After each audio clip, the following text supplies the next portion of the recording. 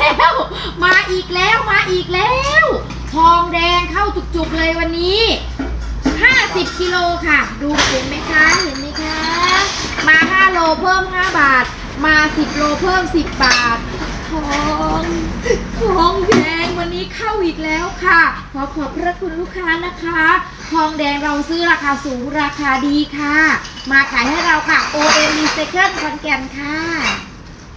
ท่อดำๆอย่างนี้นะคะท่อดำๆอย่างนี้เป็นท่อแอร์ค่ะเป็นทองแดงเบอร์3นะคะ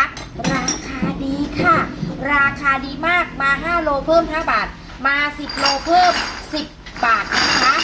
จุกๆกันเลยค่ะสอบถามทักแชททักไลน์มาหาเจ๊อ๋อยนะคะทองแดงค่ะเห็นดำๆอย่างนี้เป็นทองแดงนะคะคุณพี่ตะกล้องส่องจ้ะโอเคเห็นไหมคะดำปิ๊ดปีเลยแต่ราคาทองค่ะทองแดง